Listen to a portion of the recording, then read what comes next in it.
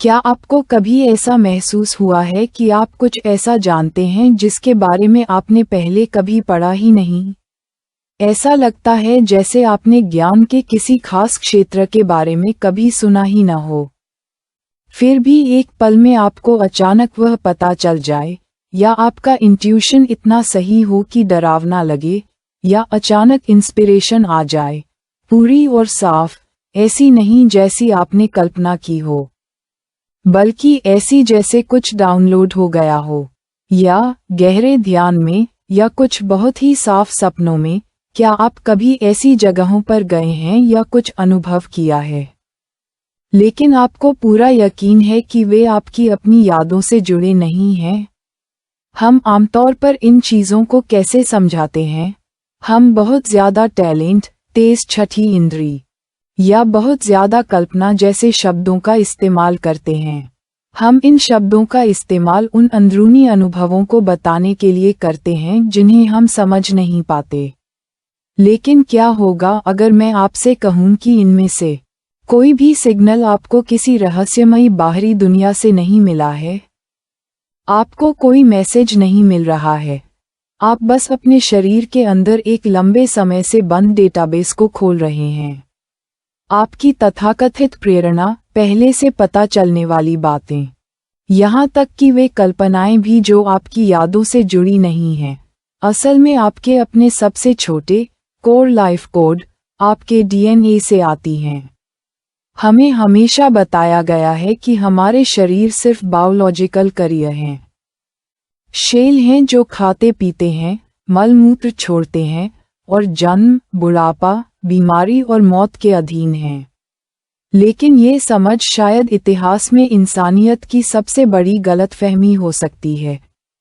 आपका शरीर असल में ये सिर्फ एक बर्तन नहीं है, ये कॉस्मिक चेतना की एक जीती जागती, सांस लेती, इंटरनेट से जुड़ी मेमोरी हार्ड ड्राइव है। और भी हैरानी की बात यह है कि यह हार्ड ड्राइव न सिर्फ आपके निजी जीवन के अनुभवों को रिकॉर्ड करती है, बल्कि यह पूरे ब्रह्मांड के जन्म से लेकर अब तक के सभी जीवन, सभी चेतना और सभी घटनाओं का पूरा आर्काइव स्टोर करती है। पुरानी आध्यात्मिक परंपराओं में आकाशिक रिकॉर्ड्स के नाम से जाना जाने वाला सबसे बड़ा इंफॉर्मेशन फील्ड।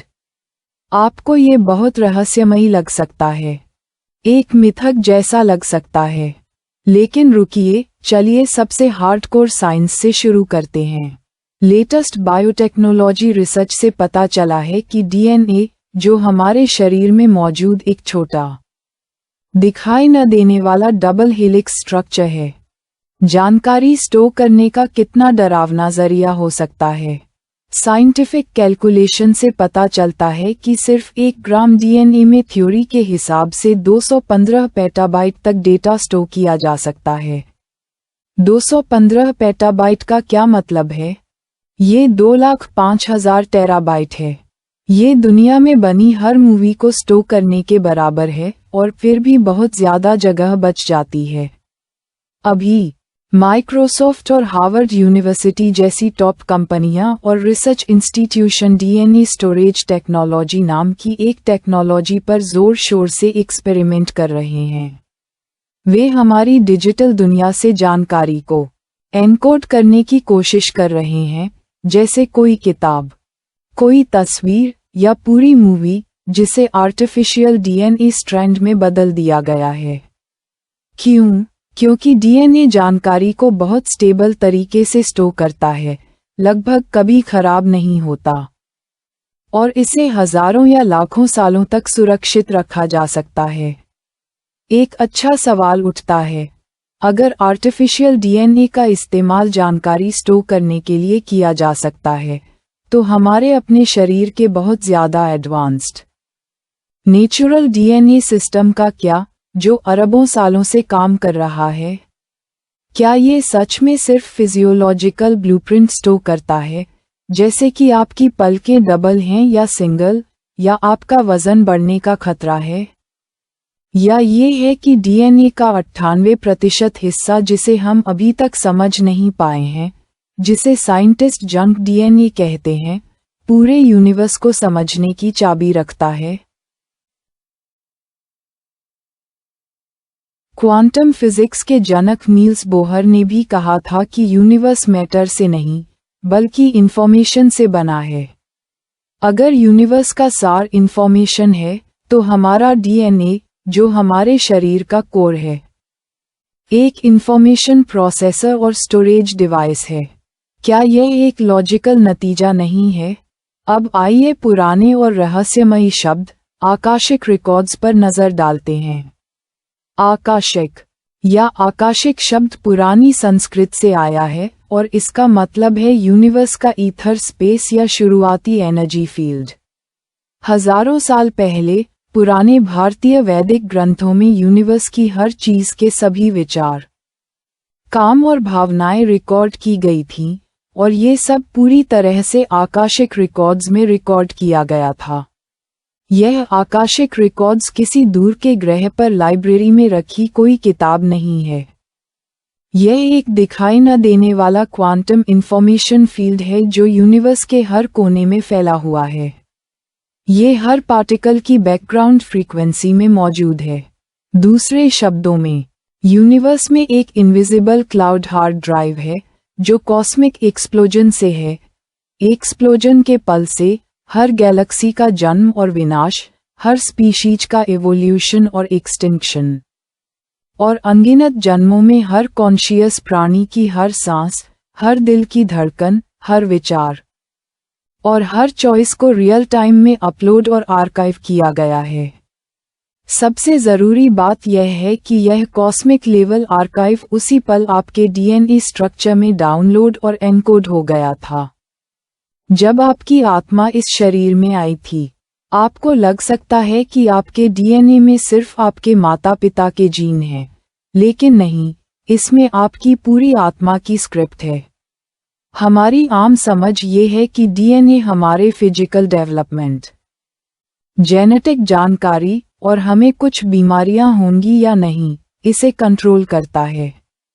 हमारा मानना है कि जीन सिर्फ ब्लड लाइन मेमोरीज ट्रांसमिट कर सकते हैं और हमें लगता है कि डीएनए में बदलाव सिर्फ भगवान और टॉप बायोइंजीनियर ही कर सकते हैं।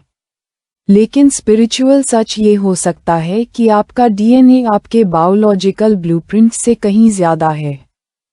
ये कॉस्मिक जानकारी के लिए एक रिसीवर और स्टोरेज डिवाइस है, एक फाइबर ऑप्टिक नेटवर्क इंटरफेस की तरह। यह आपको, इस पर्सनल टर्मिनल को, यूनिवर्स के बड़े सर्वर से जोड़ता है। आपके डीएनए में न सिर्फ आपके माता पिता के खून के रिश्तों की यादें होती हैं, बल्कि इतिहास, अनुभव, ज्ञान, दुख और इस जीवन में सीखने के लिए जरूरी सबक भी होते हैं। अनगिनत जन्मों के जरिए आपकी आत्मा का इतिहास और डीएनए एक्सप्रेशन को बदलना सिर्फ बाहरी बायोइंजीनियरिंग की जरूरत है। आपकी चेतना, आपके विचार, आपकी भावनाएं, ये हाई फ्रीक्वेंसी या लो फ्रीक्वेंसी एनर्जी लगातार और धीरे धीरे आपके डीएनए के एक्सप्रेस होने के तरीके को बदल रही हैं। बौद्ध धर्म कहता है कि सभी चीजें मन से पैदा होती हैं। आपके विचार आपकी असलियत बनाते हैं और डीएनए शायद सबसे जरूरी पुल हो सकता है। यह आपके विचारों को, चेतना के लेवल पर इस जानकारी को एनर्जी और मैटर के रूप में असलियत में बदलने और बदलने के लिए जिम्मेदार है। इसलिए आपके तथाकथित टैलेंट और पोटेंशियल ऐसी चीजें नहीं हैं जो जीवन में बाद में स्टिम्युलेट होती हैं। वे ऐसी चीजें हैं जो आपके पास पहले से हैं। वे लंबे समय से आपके डीएनए में स्टोर हैं, बस सही मौके का इंतजार कर रही हैं ताकि वे जाग सकें। ठीक है, तो अब सबसे बड़ा सवाल आता है, क्योंकि हम में से हर कोई अपने अंदर एक ऐसी कॉस्मिक लाइब्रेरी रखता है, तो हम लाइब्रेरियन के तौर पर अपने लाइब्रेरी कार्ड कैसे लें, अंदर कैसे जाएं और उसे कैसे खोलें? हम अपने डीएनए में आकाशिक रिकॉर्ड्स चैनल कैसे खोलें? ये तरीका बाहर की तरफ नहीं, बल्कि अंदर की तरफ देखता है।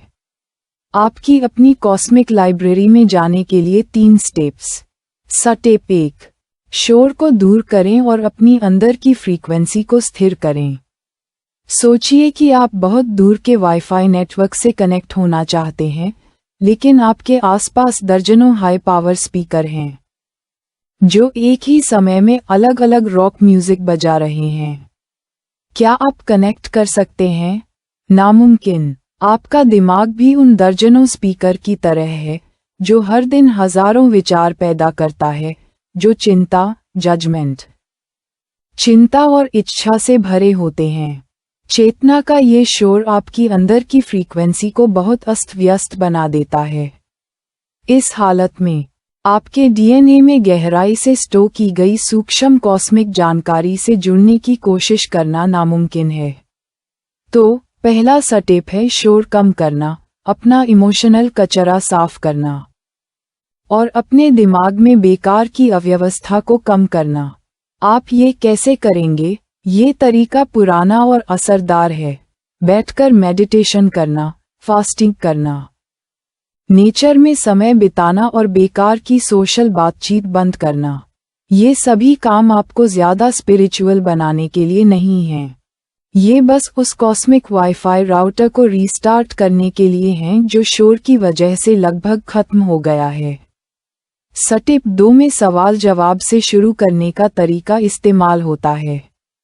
स्टेप 1 से अपने मन को थोड़ा शांत करने के बाद आप अपने अंदर के डेटाबेस से सवाल पूछना शुरू कर सकते हैं।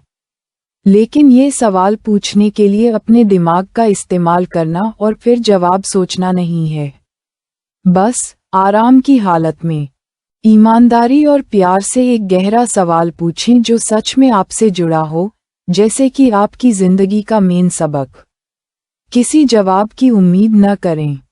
अपने लॉजिक से एनालाइज या सर्च न करें। बस इस सवाल को अपने अंदर की शांति में एक बीज की तरह बो दें और फिर अपनी जिंदगी में लग जाएं। जवाब तब आएगा जब उसे आना होगा। ये किसी सपने में, नहाते समय अचानक आई इंस्पिरेशन में, किसी गाने के बोल में या बिना किसी वजह के बहुत साफ एहसास में आ सकता है। याद रखें, आप जवाब नहीं ढूंढ रहे हैं, आप एक रिक्वेस्ट कर रहे हैं। अपने डीएनए से जरूरी फाइलें निकालने के लिए कह रहे हैं। स्टेप 3 में बॉडी डाउनलोडिंग एक्सरसाइज शामिल हैं। यह एक ज्यादा एडवांस्ड एक्सरसाइज है। बैठते या मेडिटेट करते समय धीरे से अपना सारा ध्यान अपने कोर एरिया, जैसे अपने दिल या निचले डेंटियन पर लगाएं। अपने शरीर में अनगिनत डीएनए स्ट्रैंड्स को एक पुरानी फिल्म रील की तरह सोचें जिसमें अनगिनत यादें स्टोर हों। आपको जोर लगाने की जरूरत नहीं है, आप बस उन्हें एक इरादे के साथ धीरे धीरे खुलने दें। इस प्रोसेस के दौरान उठने वाली किसी भी भावना, इमेज, आवाज, यादों के टुकड़ों या मजबूत इंट्यूशन की असलियत को जज न करें, न ही उनके मतलब को एनालाइज करें। आपका एकमात्र काम एक ऑब्जर्वर के तौर पर काम करना है, बस रिकॉर्ड करना है। कई बहुत सेंसिटिव लोग या अनुभवी प्रैक्टिशनर इस एक्सरसाइज का बार बार अभ्यास करके तथाकथित पास्ट लाइफ रिग्रेशन या अपनी आत्मा के काम की शुरुआत का अनुभव करने लगे हैं, क्योंकि उन्होंने सीख लिया है कि दिमाग की सेंसरशिप को कैसे बाईपास किया जाए और सीधे अपने डीएनए में स्टोर जानकारी तक कैसे पहुंचा जाए। तो जब आप सच में अपने डीएनए के आकाशिक रिकॉर्ड से जुड़ना शुरू करते हैं, तो आपकी जिंदगी में क्या साफ बदलाव होंगे? सबसे पहले, जिंदगी में आपकी दिशा अचानक बहुत साफ हो जाएगी। आप पाएंगे कि मुझे वह रास्ता नहीं अपनाना चाहिए था, या मुझे ये करना ही चाहिए, जैसी भावना पहले से कहीं ज्यादा मजबूत हो जाएगी। यह आपके दिमाग का सोचा समझा सबसे अच्छा फैसला नहीं है। यह आपकी आत्मा की स्क्रिप्ट है जो आपके डीएनए से गाइड होकर आपके अंदर से बाहर निकलती है और उन अनगिनत बार बार होने वाली गलतियों से आज़ाद होती है जो आपने की हैं। दूसरा, आपकी इंट्यूशन, क्रिएटिविटी और सीखने की क्षमता में ज़बरदस्त बढ़ोतरी होगी। कई टॉप आर्टिस्ट, साइंटिस्ट और क्रिएटर ने अपनी सबसे अच्छी रचनाएं बहुत ज्यादा सोच विचार करके नहीं बनाईं, बल्कि उन्हें बहुत ज्यादा आराम और बिना स्वार्थ के महसूस करके बनाया। क्यों?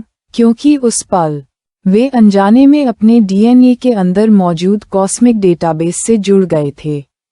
उन्होंने पूरे यूनिवर्स की समझ को डाउनलोड किया, न कि सिर्फ अपने सीमित पर्सनल अनुभव के आधार पर कुछ बनाया। आखिर में, आपका शरीर खुद को ठीक करना शुरू कर सकता है।